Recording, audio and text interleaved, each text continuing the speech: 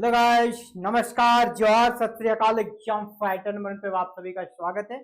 और UGC net जून 2025 का exam आपके काफी नजदीक है और लास्ट टाइम के लिए जो रामबाण है वो आपका प्रैक्टिस सेट है। तो पेपर 1 का एक प्रैक्टिस सेट आप सभी के लिए बिल्कुल आपके लिए लाइव प्रैक्टिस सेट होगा एवरीडे 7 इवनिंग। याद रखिएगा समय 7 PM को एग्जाम फाइटर नंबर पे आपको live practice set solution with detail discussion मिलने वाला है एवरीडे। आज से हम लोग क्लासेस को स्टार्ट करें। आज कुछ बिफोर है आप सभी के लिए और कल से आपको बिल्कुल 7 PM को लाइव क्लासेस मिल जाएगी प्रैक्टिस सेट की। तो चलिए इस प्रैक्टिस सेट में आप सभी का वेलकम करते हैं। आज हमारा रहेगा पेपर 1 का यूनिट 1 हमारा क्या है, टीचिंग एप्टीट्यूड का एक प्रैक्टिस सेट को सॉल्व करेंगे साथियों। और कल से लाइव आप सभी को जुड़ जाना है 7 PM को। इसके साथ ही आप सभी के लिए इंपॉर्टेंट अपडेट ये है, अगर आप फुल कोर्सेज करना चाहते हैं तो हमारे ऐप पे कोर्सेज अवेलेबल हैं। इस वीडियो के डिस्क्रिप्शन में आपको कोर्स की जानकारी मिल जाएगी और आफ्टर क्लासेस हम लोग उसके बारे में डिस्कस भी करेंगे। तो चलिए इस प्रैक्टिस सेट के बाद हम लोग उस चीज पे जाएंगे कि किस प्रकार full length classes with notes आप सभी को मिले, उस पर हम लोग बात करेंगे।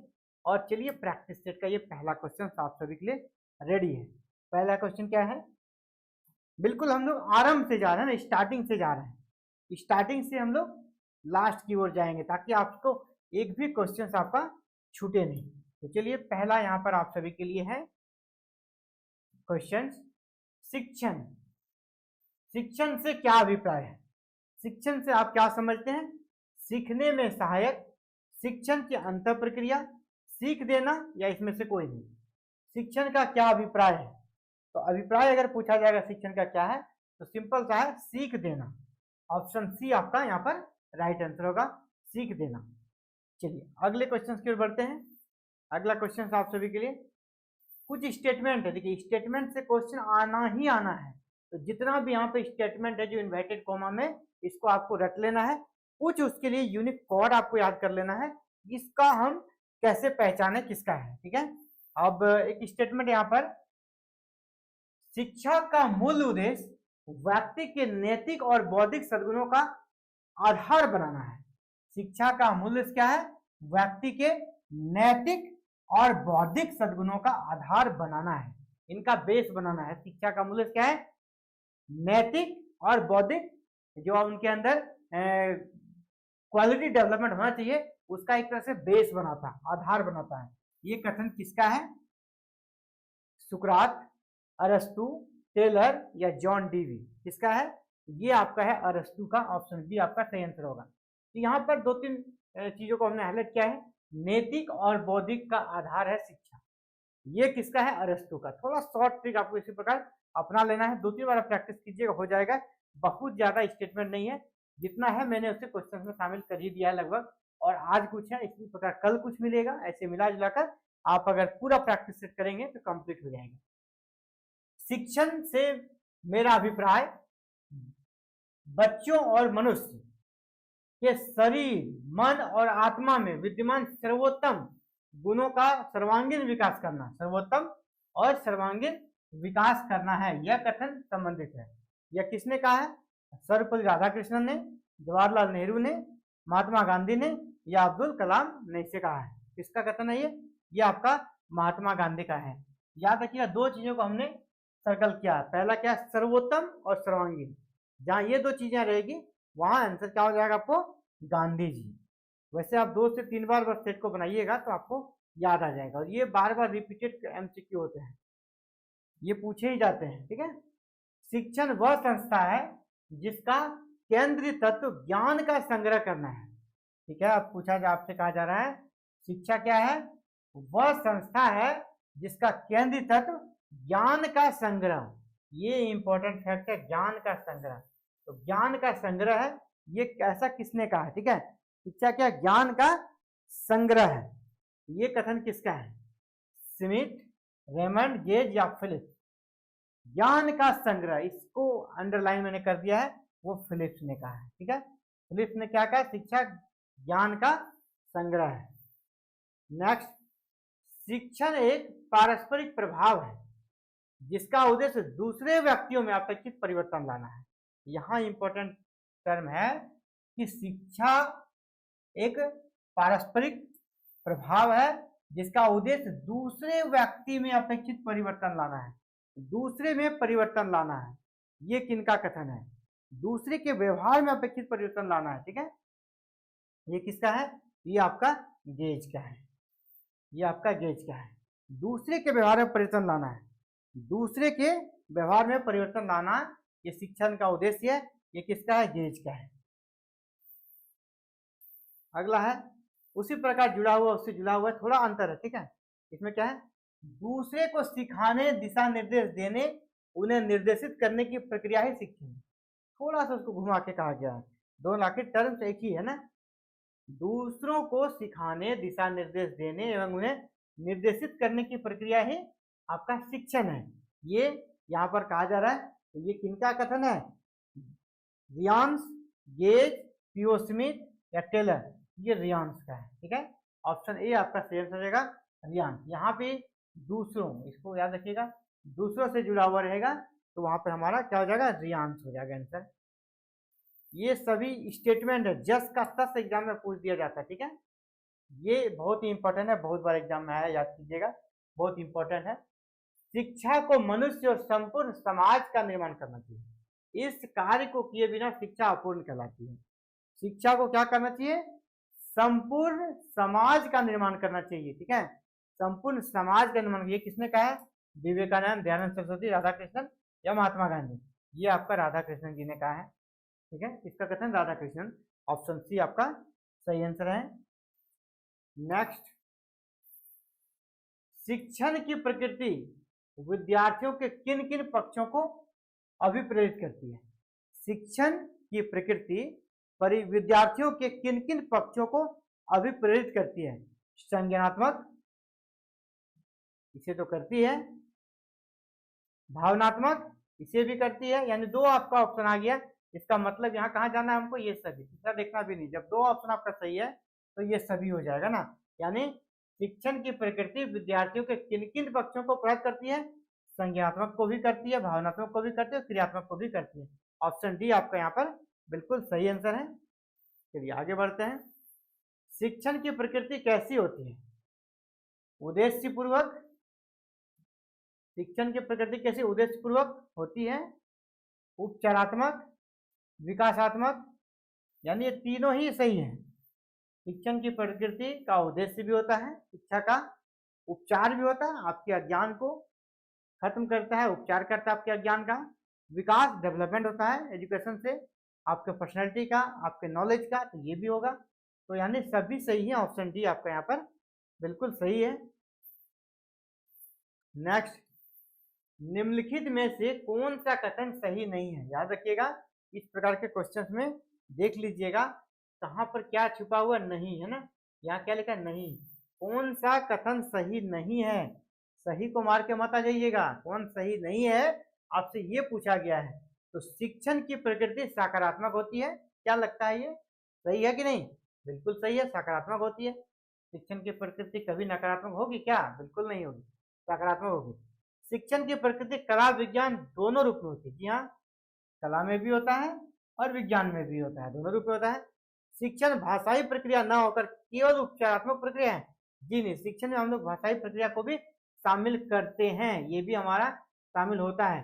लेकिन यहाँ लिखा शिक्षण भाषाई प्रक्रिया न होकर केवल उपचारात्मक है। नहीं, उपचारात्मक तो है ही, साथ ही भाषाई प्रक्रिया से भी जुड़ा हुआ है। इसलिए ऑप्शन सी ही आपका गलत लग रहा है। तो शिक्षण निर्देशन में अन्वेषण, मूल्यांकन आदि शामिल है, ये भी सही है। तो सही कौन सा नहीं है? Option C. ऑप्शन सी नहीं है। अगर यहाँ शिक्षण भाषाई प्रक्रिया है, अगर ये रहता तब सही होता है। यहाँ लिखा है भाषाई प्रक्रिया नहीं है, इसलिए ऑप्शन सी आपका गलत है। चलिए आगे बढ़ते हैं। निम्न में से कौन सा शिक्षण की प्रकृति को प्रदर्शित नहीं करता है? शिक्षण की प्रकृति को प्रदर्शित नहीं करता, याद रखिएगा। फिर से यहाँ पर ऑप्शन क्या दिया है? प्रदर्शित नहीं करता है, याद रखिएगा। शिक्षण सर्वांगीण विकास की प्रक्रिया है। शिक्षण एक सामाजिक प्रक्रिया है, सर्वांगीण विकास भी है और सामाजिक भी है, ये भी सही है। शिक्षण एक गतिहीन प्रक्रिया, नहीं नहीं बिल्कुल गलत है ये। यानी पूछा जाए कौन से प्रदर्शित नहीं करता था, ऑप्शन सी हो जाएगा। गतिहीन कैसे हो जाएगा, है ना। सबसे ज्यादा अगर गतिशील या जिसको कहते हैं पॉजिटिव वे में अगर इसका गति देखा जाए तो शिक्षण का है। ऑप्शन सी आपका यहाँ पर गलत है। और पूछा जा रहा है गलत कौन है, तो गलत ऑप्शन सी ही गलत है। निम्न में से कौन एक शिक्षण प्रक्रिया की ओर संकेत नहीं करती है, बिल्कुल नहीं वाला क्वेश्चन यहाँ पर बहुत ज्यादा है। कौन शिक्षण प्रक्रिया की ओर संकेत नहीं करती है, कौन सा शिक्षण प्रक्रिया की ओर यहाँ पर उससे जुड़ा हुआ टर्म नहीं है। शिक्षण व्यवसायिक प्रक्रिया है, व्यवसायिक है क्या शिक्षण, व्यवसायिक आज की डेट में हो गया है, लेकिन टर्म के रूप में क्या शिक्षण हम लोग इसी सोच के लिए करते हैं, व्यवसाय के लिए नहीं। ये आपका गलत यहीं पर मिल गया मुझे। सतत प्रक्रिया है, सही है। अंत प्रक्रिया सही है, सामाजिक प्रक्रिया सही है। तो कौन शिक्षण प्रक्रिया की ओर संकेत नहीं करता, तो व्यवसायिक प्रक्रिया जो है ये आपका ऑप्शन जो है शिक्षण से जुड़ा हुआ नहीं है, ये गलत है। आगे नेक्स्ट, शिक्षण एक त्रिध्रुवीय प्रक्रिया है क्योंकि इसमें निम्न त्रिध्रुव है। मैंने बार बार क्लासेस में भी कहा, शिक्षा जो है ना, एजुकेशन एक 3 व्हीलर व्हीकल की तरह, जैसे ऑटो में अगर एक भी टायर खराब रहेगा तो ऑटो चलेगा क्या, नहीं चलेगा। आपका तीनों चक्का अच्छा चाहिए। जो सबसे आगे वाला चक्का है, व्हीकल है, वो आपका स्टूडेंट है, एक साइड का आपका टीचर है, एक साइड का पेरेंट्स है, तीनों, है ना।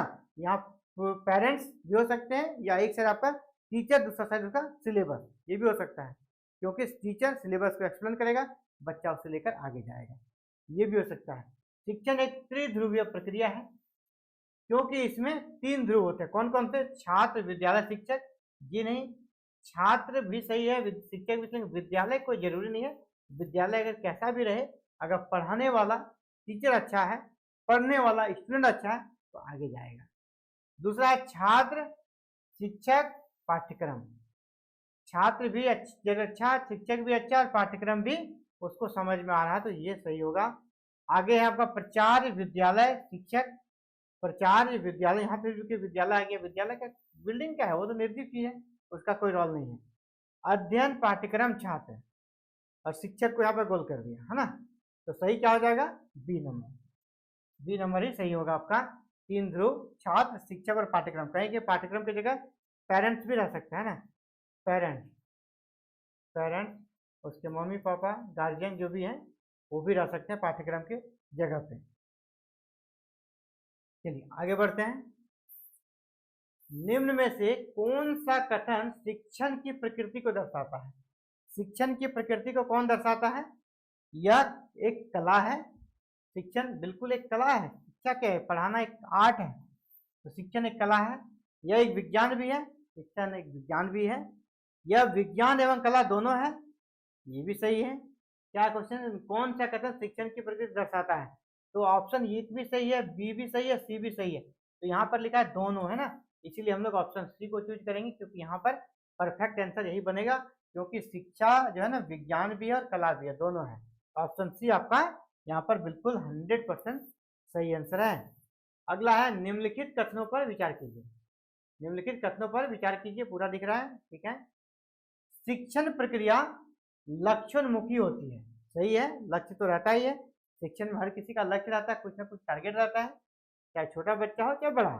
छोटे को भी उसका सिलेबस में टारगेट दिया जाता है, बड़ा का अपना गवर्नमेंट जॉब का टारगेट रहता है ना। आप कुछ पढ़ रहे हैं तो आपका यूजीसी नेट क्रैक करने का टारगेट है, लक्ष्य है। शिक्षण के माध्यम से मानवीय मूल्यों का विकास होता है, जी हाँ ये भी सही है। संकुचित शिक्षा का अर्थ औपचारिक शिक्षा होता है, जी हाँ, जब हम पढ़ाते शिक्षा तो स्टार्टिंग में कहा था एक होता है संकुचित और एक होता है उसको विस्तार। अगर संकुचित शिक्षा में हम देखेंगे सिर्फ स्कूली शिक्षा को यहाँ पर शिक्षा माना जाता है। औपचारिक शिक्षा मतलब आप किसी संस्थान में एडमिशन लिए और पढ़ाई कर रहे हैं तो ही आप शिक्षा ग्रहण कर रहे हैं, ये ऐसा अगर आप सोचते हैं ये आपकी संकुचित विचारधारा है, तो संकुचित है। आगे शिक्षा तो हम कहीं से भी ले सकते हैं, जरूरी नहीं विद्यालय, बहुत लोग विद्यालय नहीं गए हैं, जीवन के अनुभवों से, लोगों से मिलकर, समाज से, घर से, परिवार से बहुत कुछ सीखा है और सीखते हैं। हम सभी चीज़ें स्कूल से ही नहीं सीखते, बहुत कुछ चीज़ें घर से भी सीख कर जाते हैं। अपने नैतिक आचार विचार कहाँ सीखते हैं, घरों में, वो भी हमारा शिक्षा है। बाइक चलाना कहाँ सीखे, घर में सीखे। वो भी हमारा शिक्षा है। तो शिक्षा जो है ना औपचारिक के साथ साथ अनौपचारिक जगहों पर भी जो प्राप्त करते हैं वो भी शिक्षा है, ठीक है। तो संकुचित शिक्षा का औपचारिक शिक्षा होता है। अगर हम सिर्फ औपचारिक शिक्षा यानी संस्थान से प्राप्त करने शिक्षा को शामिल करेंगे तो ये क्या हो जाएगा, संकुचित विचारधारा हो जाएगा, ठीक है। नेरो आपका थिंकिंग हो जाएगा। तो क्या हो जाएगा, निम्नलिखित तथ्यों पर विचार कीजिए, यानी तीनों ही तो आपका ऑप्शन सही है। तो 1 2 3 तीनों सही आपको यहाँ पर मिल रहा है। आपको थोड़ा मैं इसे ऊपर कर देता हूँ, नीचे आई थिंक आपको नहीं दिख रहा है ना ऑप्शन। अब ठीक है, अब दिख रहा है। तो यहाँ पर तीनों ऑप्शन दिया डी नंबर में, 1 2 और 3, ये सभी सही है। तो ऑप्शन डी आपका राइट आंसर हो जाएगा। यहाँ पर ऑप्शन डी आपका राइट आंसर हो गया। चलिए अगले प्रश्न की ओर बढ़ते हैं। अगला प्रश्न है, निम्नलिखित कथनों पर विचार करें। पूरा दिख रहा है, इसको हटा देते हैं, उसका जरूरत नहीं है, ठीक है।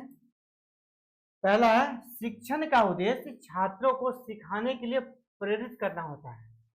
शिक्षण का उद्देश्य छात्रों को सिखाने के लिए प्रेरित होना हो चाहिए। दूसरा, शिक्षण और सीखने के विपरीत प्रबंध पाया जाता है। शिक्षण और सीखने में विपरीत प्रबंध पाया जाता है। पहला कहता है शिक्षण का उद्देश्य छात्रों को सिखाने के लिए प्रेरित करना होना चाहिए, ये तो सही लग रहा है। शिक्षण और सीखने में विपरीत, जी ना, विपरीत कहाँ से होगा, है ना। शिक्षण और सीखने में विपरीत नहीं होगा, एक सकारात्मक संबंध पाया जाता है, ये हो सकता है। तो विपरीत नहीं होगा, यानी ऑप्शन एक ही सिर्फ सही है। तो केवल एक, ए नंबर सही हो जाएगा आपका, केवल एक। चलिए अगले प्रश्न की ओर बढ़ते हैं। निम्न में से कौन से शिक्षण का केंद्र बिंदु होता है? शिक्षण का केंद्र बिंदु कौन होता है? आज के डेट में तो केंद्र बिंदु कौन होता है? आप जाना, शिक्षा को क्या मानकर पढ़ाया जाता है ना, इसको ध्यान में रखकर पढ़ाया जाता है आज के समय में। तो केंद्र बिंदु क्या हो जाएगा ऑप्शन, हाँ चलिए, शिक्षण का केंद्र बिंदु है ना, सेंटर पॉइंट क्या होता है आज के समय में? अध्यापक, बालक, विषय या समाज, इसको ध्यान में रखकर आजकल हर चीज सिलेबस बनाया जाए या पढ़ाने का तरीका हो, वो सभी बालक या बालिका कुछ भी हो सकता है, मीन स्टूडेंट। आज के समय में शिक्षण का केंद्र बिंदु क्या होता है? स्टूडेंट होता है। अगला है, शिक्षा के उद्देश्य निम्न में से कौन है? शिक्षा का उद्देश्य निम्न में कौन कौन है?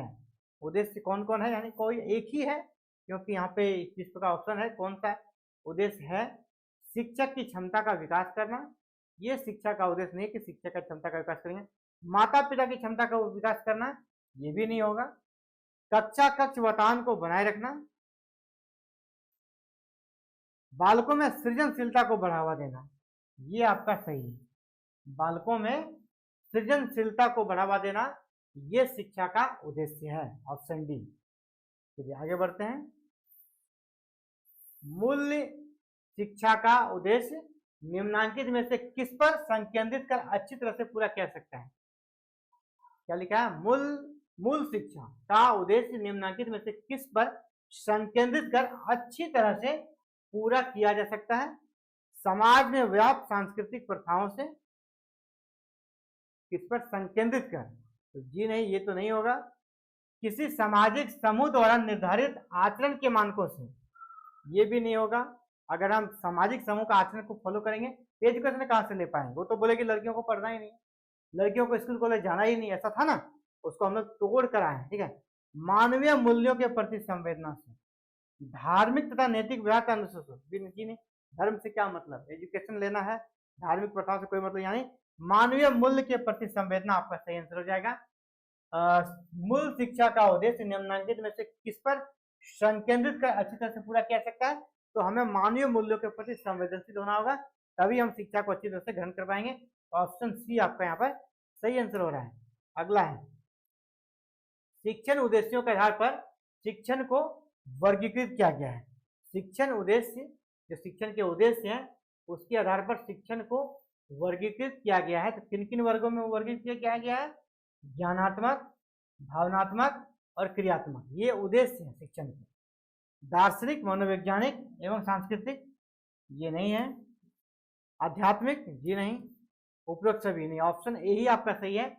शिक्षण का जो उद्देश्य है ना वो ज्ञानात्मक, ज्ञान में वृद्धि करना, भावनात्मक यानी आपको संवेदनशील बनाता है, क्रियात्मक यानी काम के लिए आप प्रेरित होते हैं, ये शिक्षण के उद्देश्य हैं। ऑप्शन ए आपका बिल्कुल सही आंसर यहाँ पर है।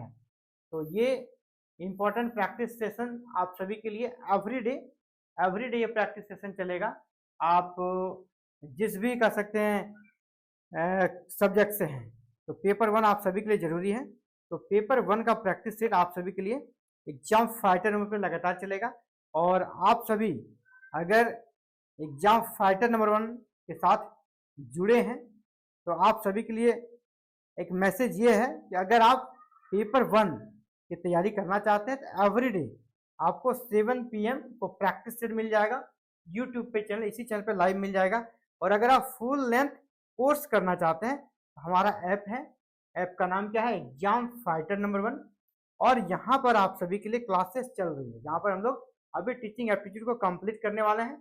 अगर आप क्लासेस में ज्वाइन करना चाहते हैं तो जल्द से जल्द क्लासेस में ज्वाइन करें, क्योंकि क्लासेस चल रही है। नहीं, अभी बहुत ज़्यादा आगे हम लोग नहीं बढ़े हैं। अगर अभी भी आप ज्वाइन करते हैं तो आपको लेकर हम लोग चलेंगे। जो भी क्लासेस कर सकते हैं, आपका छूट गया है उसको मैनेज भी हम लोग कर देंगे, ठीक है। उसके लिए आपको अलग से हम लोग सेशन, डाउट सेशन क्लियर करा देंगे। आपको नोट्स भी यहाँ पर प्रोवाइड कराई जाएगी। और जो आपका कह सकते हैं कि प्रैक्टिस सेट सेशन यहाँ पे चलेगा। इसके अलावा जो भी डाउट्स होगा, इसके हमने व्हाट्सएप ग्रुप भी बनाया है। ये हमारा कोर्स है, ये पेपर 1 का क्रैश कोर्स सबसे सरल भाषा में आपको पढ़ाया जाता है यहाँ पर।